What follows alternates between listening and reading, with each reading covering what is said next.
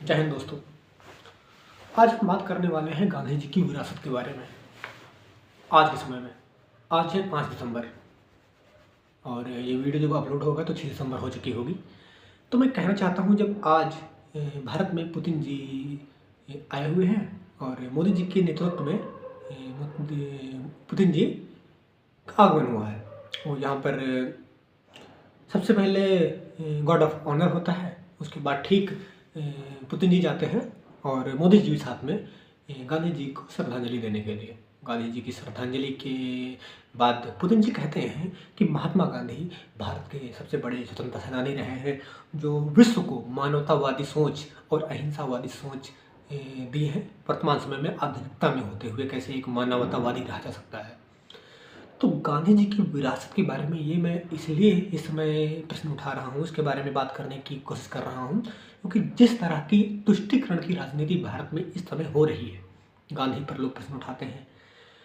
तो मैं गांधी जी के बारे में सिर्फ इतना ही कहना चाहता हूँ कि गांधी जी की जो थॉट है, जो उनकी सोचने की और उनकी साहित्यिक विरासत बनकर उभरी है, उनके पक्ष में भी 100 किताबें, उनके आलोचन में भी आपको 100 किताबें मिल जाएंगी। ये Gandhian philosophy, Gandhian economics, Gandhian literature, Gandhian politics, राजनीति, सब कुछ आपको मिलेगा और आप इसको पढ़ सकते हैं। लोग उन पर आरोप करेंगे तुष्टीकरण की राजनीति के रूप में कि गांधी जी ने क्या किया है, क्या है। जिस समय भारत की स्थिति भूखे के रूप में चल रही थी, भूखे हमारी भुखमरी मची हुई थी, पता नहीं प्लेग की कितनी बीमारियां, उस समय एक व्यक्ति जो बैरिस्टर है, लंदन से पढ़ के आया हुआ है और अफ्रीका में हमारे भारतीयों की इज्जत के लिए, सम्मान के लिए आवाज़ उठाता है और जीतता है वहाँ पर, उसको पूरे विश्व व्यापक हो जाता है और लंदन के लोग उसके बारे में, उसके बच्चे वहाँ लिखना स्टार्ट कर देते हैं कि अहिंसा के तरीके से भी आज़ादी प्राप्त की जा सकती है। गांधी एक छोटी चीज़ नहीं है। गांधी की जो थॉट है न्यू रूप में, यदि अभी आप पीएचडी करते हैं तो आप पीएचडी में आप किसी भी थॉट की फिलॉसफी लिखते हैं, एक नई अपनी एक, जैसे इकोनॉमिक्स में आप पीएचडी कर रहे हैं तो नया एक रूल ला रहे हैं तो आप एक पीएचडी, एक रिसर्चर बन जाते हैं आप। ठीक वैसे ही गांधी एक ऐसे मानवतावादी मनुष्य थे जो आधुनिक कारण में एक अहिंसा वाली सोच लाए। जैन, बुद्ध और सनातन परंपरा, जो वैदिक परंपरा हमारी रही है, वैदिक परंपरा, वेदांत परंपरा, उससे वो काफ़ी उन्होंने उससे सीखा है, उसके अंतर्गत रहे हैं।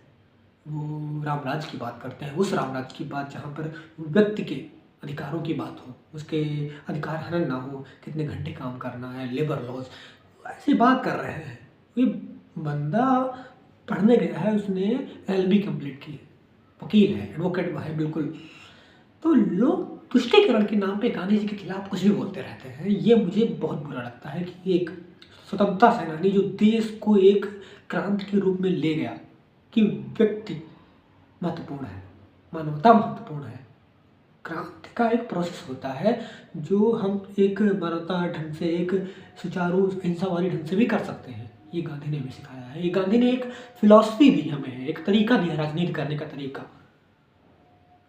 लोग तुष्टीकरण के नाम पर जो सरकार, वर्तमान सरकार कर रही है, उनकी तुलना सावरकर जी से करना या फिर बोस जी के खिलाफ बोल देना, उनको वल्लभ भाई पटेल जी के खिलाफ बोल देना।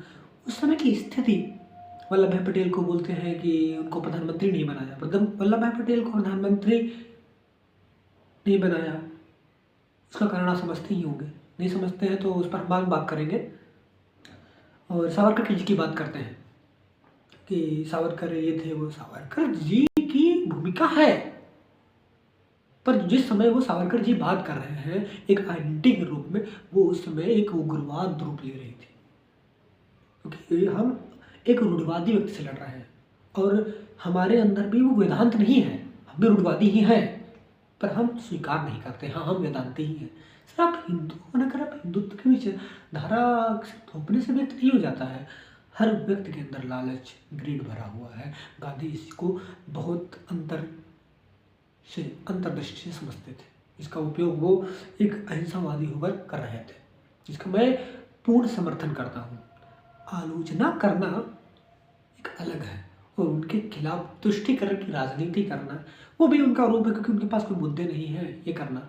जब पुतिन जी ने इसके बारे में बोला तो मुझे काफ़ी अच्छा लगा, तो मैं सोचा कि इसके बारे में मुझे बोलना चाहिए अपने युवाओं के लिए, जो मेरे मित्र हैं, मेरी उम्र के लोग हैं, इस पर थोड़ा अपनी एक विचार करें, किताबों को पढ़ें, पुस्तकों पर पढ़िए और अपनी तर्क शक्ति को आगे बढ़ाएं, ना कि सिर्फ बह जाएं किसी विचारधारा में। क्योंकि ये व्यक्ति जो तुष्टीकरण की राजनीति के रूप में, वो कोई भी हो, राइट विंग हो, लेफ्ट विंग हो, कोई भी हो, वो सिर्फ आप पर एक प्रिंट होना चाहती है अपनी विचारधारा की। वो सिर्फ वोट के आगे आप कुछ चाहती है, समर्थन चाहती है कि आप उसकी आर्मी बनकर तैयार हो। तो ये आप ना बने, आप अपनी स्वतंत्र विचारधारा को जीवित रखें, ये मेरी इच्छा है। और यही भारत को मजबूत बनाएगी कि आप क्वेश्चन करना सीखें, प्रश्न करना सीखें। विरोधियों और देशद्रोहियों में अंतर होता है और ये अंतर हमेशा बना रहना चाहिए। लोकतंत्र यही है। लोकतंत्र शासन सत्ता का नहीं है, ये देश का है, हमारा है। भारत माता कौन है? नेहरू जी कहते हैं भारत माता कौन है? हम, धरती, हमारी सांसें, पेड़ पौधे, हमारी सभ्यता, हमारी संस्कृति, हमारी पहाड़, हमारे आसमान, हमारी भूमि, हमारे लोग, हमारे किसान, हमारे जवान, हमारी महिलाएं, हमारे मजदूर किसान जो काम कर रहे हैं, देश को आगे बढ़ा रहे हैं, यही भारत माता है। इनकी हमें जय बोलनी है, इनको आगे बढ़ाना है। सिर्फ खोखलापन देश को आगे नहीं बढ़ा सकता, ये आप भी जानते हैं और हम भी जानते हैं। लेकिन एक डोपामाइन, एक हार्मोन रिलीज होता है जब आप सिर्फ जय रस की भाषा में बोलते हैं। ऐसे देश नहीं चलता है, लोकतंत्र ऐसे नहीं चलता है। हम युवाओं से एक विनम्र निवेदन करते हैं कि आप इस रूप को समझें और इस राजनीति का थोड़ा खंडन करें, प्रश्न तो जरूर उठाएं, जिससे आप एक जीवित व्यक्ति के रूप में उभरेंगे। धन्यवाद। और ऐसे ही तर्कसंगत और दार्शनिक सोच के लिए हमें फॉलो करें, सब्सक्राइब करें। अच्छा लगा तो अपने विचार भी हम तक पहुँचाएं, कमेंट करें। धन्यवाद। जय हिंद, जय भारत।